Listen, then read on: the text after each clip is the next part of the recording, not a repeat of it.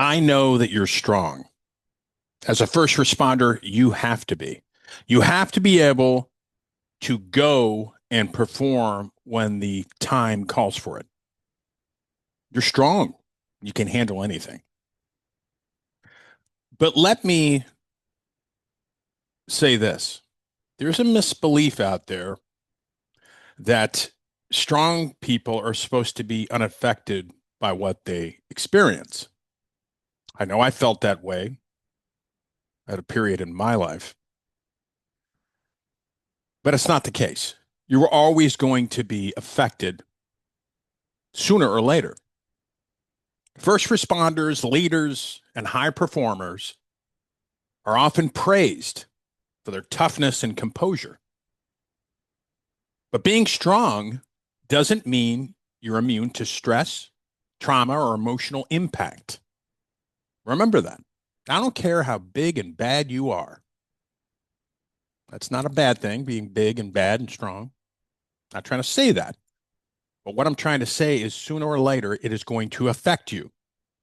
The job will affect you no matter what you're doing in the first responder realm: fire, EMS, dispatcher, Leos, corrections. So remember, you're not immune to it. Whenever I hear, say, somebody who's been a cop for a long time saying, well, nothing gets to me. I've been on a lot of bad stuff and it doesn't get to me. Yes, it does. You just haven't admitted it yet, and it hasn't manifested its ugly head yet, but it will. It will affect you. It just means if you can handle all that stuff initially, it simply means you've learned how to function under pressure. Not that pressure leaves no mark. Remember that.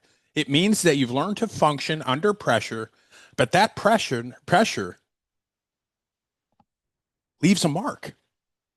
It could manifest through drinking, drug abuse, infidelity, gambling, you name it, sex addiction, porn addiction. There is a hidden cost by pretending that nothing gets to you. And why acknowledging that impact is a weakness.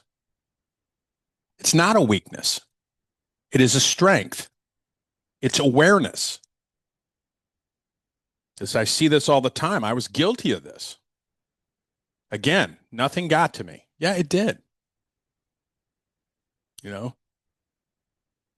and if you do acknowledge it, like I said, there's a lot of people out there, if they acknowledge any type of pressure or they're having a hard time, it's viewed as weakness. It's not weakness, it's a strength, and it's awareness. Strength includes the ability to recognize what affects you and respond in healthy ways, not ignore it. So I want you to remember that going forward. And I'm not trying to lecture you. I'm just trying to say you're human, and this bad stuff that you witness every day is going to affect you. Think about this. The average person out there, I don't mean average just that they're not important, but a civilian who's not in the first responder realm, they see some bad shit in the course of their life, monthly, daily, yearly.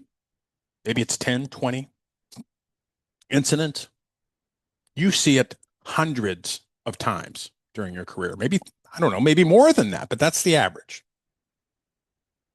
Compounding trauma, cumulative trauma. So stop kidding yourself that it doesn't get to you, because it will, and it does. So I hope you have a good day.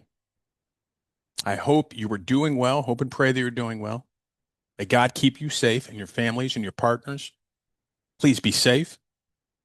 And if you're part of an organization or an agency or team that wants to bring these conversations into the room in a real way, I speak and facilitate workshops focused on resilience, mental health, substantial leadership for first responders and high performance professionals. You can learn more in the show notes.